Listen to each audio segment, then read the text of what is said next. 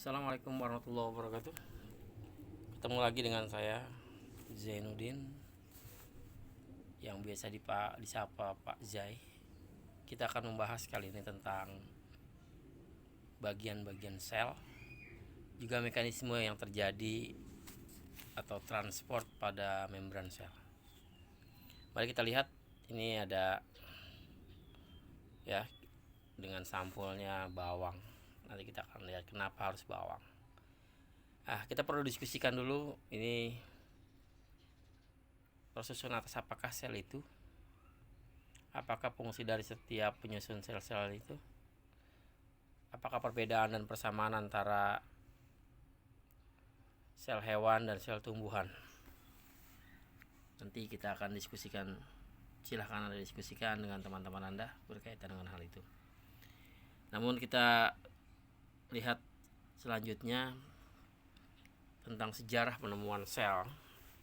Ini dimulai dengan Robert Hooke, seorang ilmuwan Inggris yang menggunakan mikroskop paling sederhana untuk mengamati sayatan tipis dari kulit kayu dari sebuah pohon.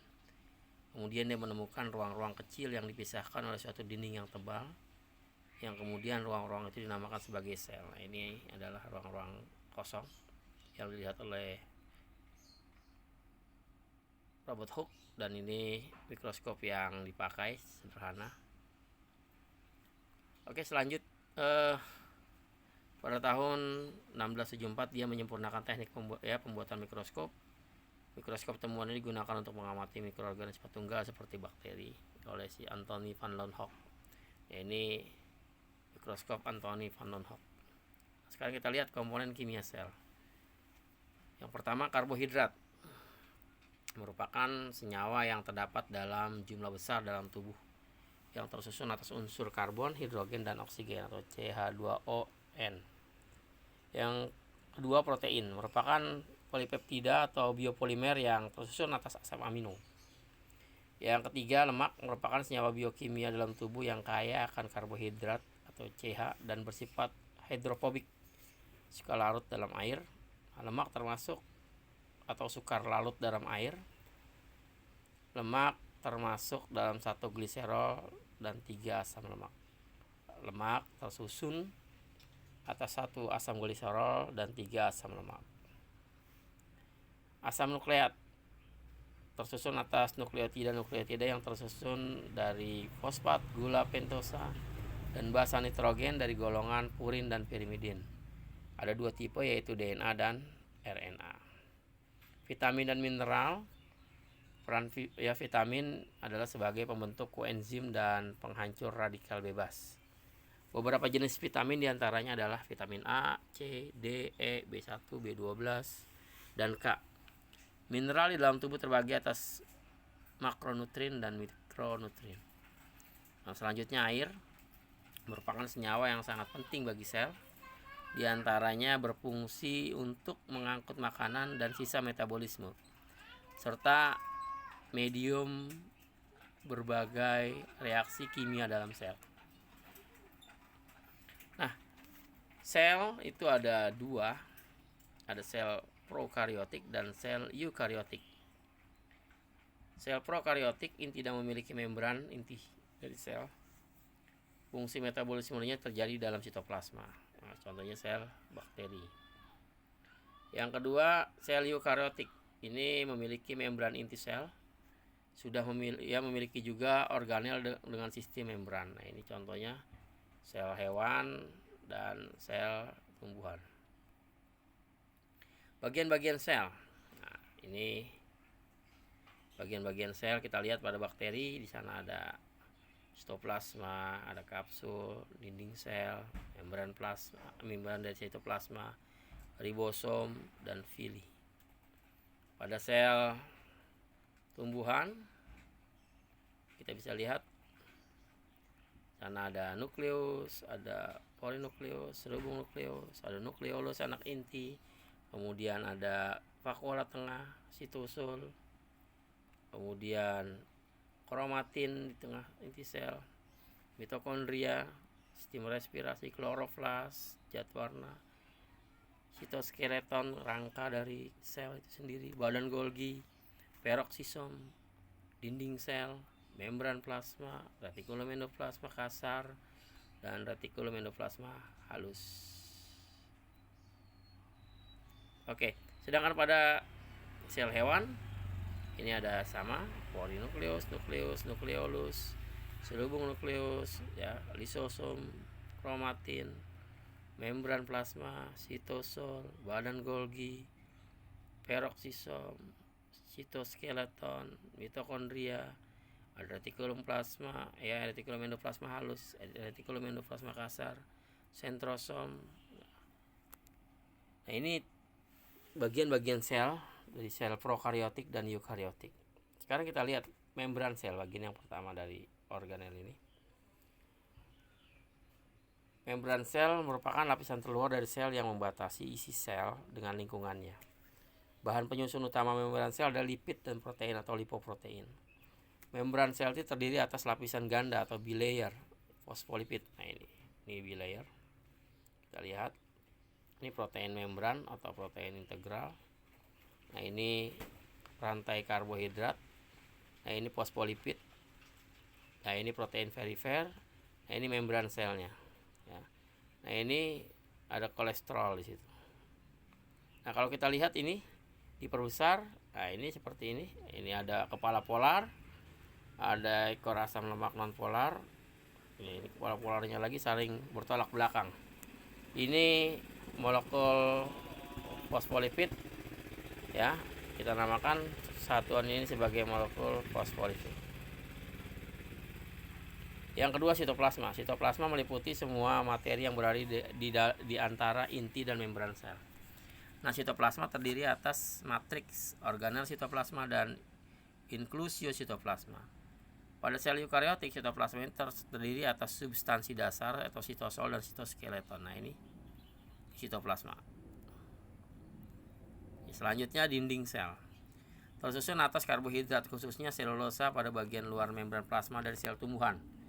Dinding sel berperan sebagai pelindung sel dari kerusakan secara fisik dan penyokong tubuh tumbuhan. Lamela tengah membatasi dinding sel yang lain dan terdapat zat pektin.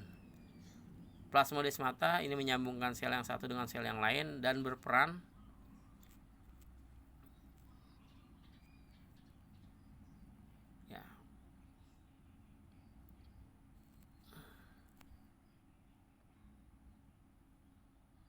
Nah, ini kita lihat plasmodesmata ini menghubungkan antar sel, ya, berperan dalam menghubungkan antar sel. Ini sitoplasma, kemudian ada lamela tengah, batas dari dinding-dinding sel. Kalau kita perbesar membran plasma itu ini yang warna kuning, ini fibril selulosa, biasanya dari dinding sel sekunder. Yang agak kecoklatan muda itu dinding sel primer. Nah, ini yang merah muda adalah lamela tengah.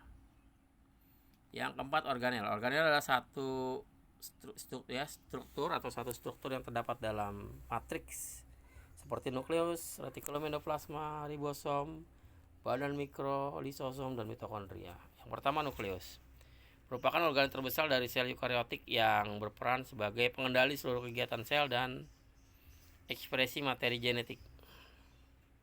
Ditemukan pada semua sel kecuali pada sel darah merah eritrosit, jadi tidak ada nukleusnya. Terdiri atas membran nukleus, nukleoplasma, nukleolus atau anak inti, dan kromosom. Nah, ini, ya, ini porinya, nukleus, kromatin, nukleolus. Nah, ini terus kemudian ada dua membran selaput inti. Nah, ini kalau diperbesar, ini ada kromatin dari nukleus, matrik inti sel, membran dalam, membran luar, dan protein inti. Nah, ini sitosol, ya, sitosol, dan ini pori inti. Yang selanjutnya, vakuola. Vakuola merupakan organel berupa kantung yang membundar dengan membran lipoproteinnya. Vakuola mengandung air, enzim sukrosa, asam amino, beberapa ion mineral sebagai bahan yang akan dikeluarkan. Vakuola berperan sebagai penyimpan air dan ion mineral sehingga dapat mengatur keseimbangan air sel jika diperlukan. Nah, ini dia mengatur keseimbangan air sel. Vakuola juga dapat menyimpan bahan sisa metabolisme sebelum dikeluarkan dari sel. Nah, vakuola terdiri atas vakuola tengah, vakuola kontraksil, dan vakuola makanan ini. Nah, ini vakuola tengah. Lanjut, RE atau retikulum endoplasma. Retikulum endoplasma berperan dalam transportasi zat di dalam sel. Setiap lengkungan atau tubular retikulum endoplasma disebut sisterna. Membran retikulum endoplasma tersusun oleh lipoprotein.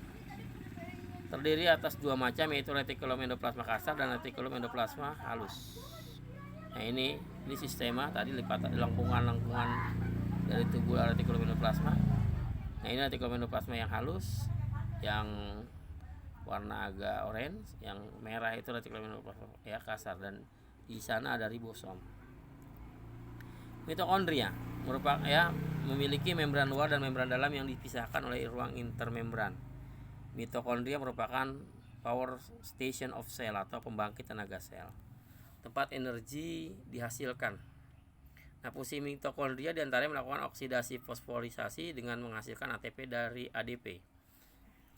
Melakukan salah satu proses metabolisme yaitu siklus Krebs. Dalam matriknya, melakukan oksidasi asam amino dan menghasilkan protein dengan bantuan DNA untuk proses oksidasi. Nah, ini membran dalam, membran luar, ada krista, ada matrik. Ini gambar dari mitokondria. Ada ruang antar membran. Kita lanjut, aparatus Golgi atau badan Golgi. Organel ini berupa tumpukan lempeng pipih, dapat menghasilkan vesikula yang berperan dalam sekresi internal atau eksternal sel. Terbentuk dari retikulum endoplasma. Nah, pada sel tumbuhan dikenal sebagai diktiosom.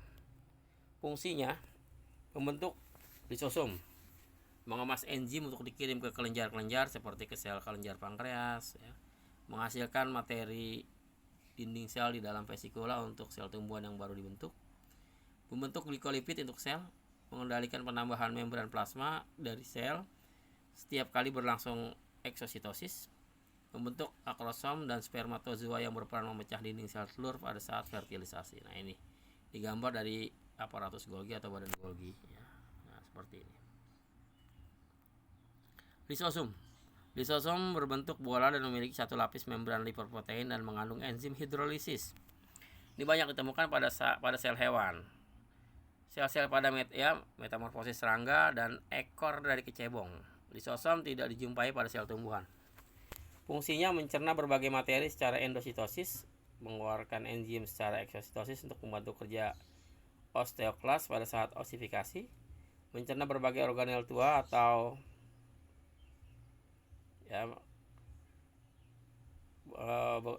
yang sudah rusak ke dalam sel dengan menggunakan enzim hidrolisis, mencerna sel yang tidak dipakai lagi dan materinya digunakan untuk pembentukan jaringan baru selama metamorfosis pada kacang. Nah, ini lisosom. Ribosom berbentuk butiran yang terdiri atas unit besar dan kecil. Nah, ribosom ada yang menempel pada retikulum endoplasma dan ada juga yang bebas di sitoplasma, mitokondria dan kloroplas. Memiliki fungsi sebagai tempat proses perangkaian asam amino dengan ikatan peptida untuk membentuk protein atau polipeptida. Yang selanjutnya mekanisme transport pada membran sel. Yang pertama difusi, merupakan pergerakan zat terlarut yang berupa atom atau molekul. Nah, zat terlarut tersebut bergerak dari larutan konsentrasi tinggi ke konsentrasi rendah hingga keadaan larutan menjadi seimbang. Yang kedua osmosis, ini merupakan peristiwa perpindahan pelarut atau molekul air melalui membran semipermeabel dari larutan yang berkonsentrasi rendah ke larutan yang berkonsentrasi tinggi. Nah, ini ada membran semipermeabelnya. Yang selanjutnya ini kondisi sel dalam larutan dengan konsentrasi berbeda. Kalau larutan hipotonik, nah konsentrasi larutan di luar sel lebih rendah daripada larutan yang ada dalam sel. Air dari luar sel berpindah masuk ke dalam sel, itu kalau hipotonik. Kalau larutan isotonik, maka konsentrasi larutan di luar sel seimbang sama dengan larutan yang ada dalam sel. Nah, sebaliknya kalau hipertonik, larutan hipertonik, konsentrasi larutan di luar dari sel itu lebih tinggi daripada larutan yang ada dalam sel, maka air dari dalam sel bergerak keluar sehingga menyebabkan lisis. Ini pada sel hewan dan sel tumbuhan bisa kita lihat. Nah, yang ketiga transport aktif, merupakan pergerakan zat atau molekul yang menyeberangi membran dengan melawan gradien konsentrasi melalui membran semipermeabel. Nah, transportasi zat atau molekul pada transport aktif memerlukan energi. Nah, ini ya. Ini lihat, ini ada lingkungan ya ekstraseluler di luar sel. Nah, ini ada pompa ion aktif yang mengekspor ion H+ melawan gradien konsentrasi. H+ ini masuk, kemudian dia merubah ATP jadi ADP dengan bantuan ya dengan kehilangan satu fosfor. Ini transport aktif. Nah, ini nanti ini yang sekunder, transport aktif yang sekunder sukrosa ya. H+-nya hilang, terus masuk ke sini. Ini dapat memanfaatkan gradien H+ sebagai cara untuk mengangkut sukrosa ke dalam sel dengan melawan gradien konsentrasi.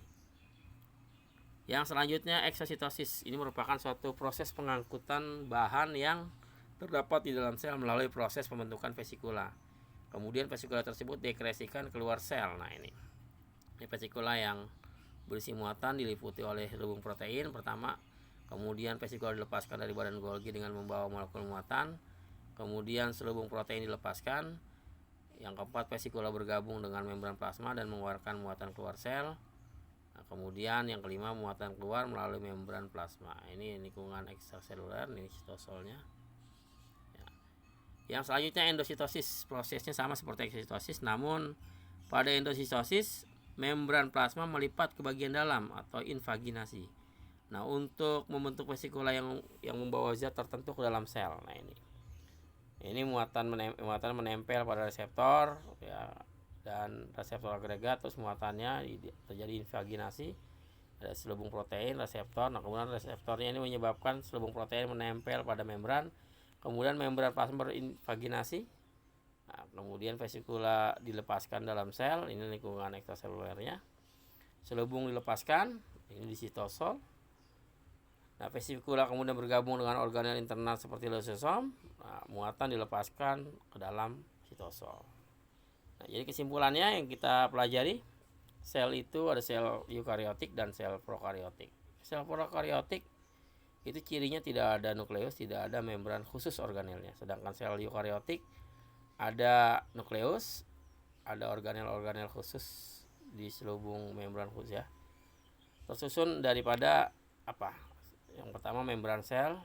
Ini ada transport zat terjadi secara pasif dan aktif. Yang pasif itu difusi dan osmosis, yang aktif transport aktif, eksositosis dan endositosis.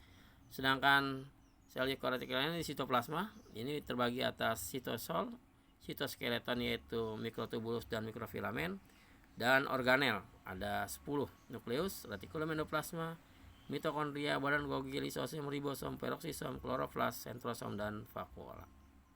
Ya.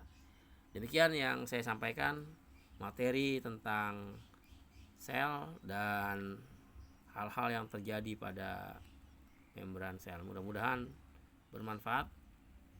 Sampai ketemu lagi. Salam selalu untuk kita semua. Assalamualaikum warahmatullahi wabarakatuh.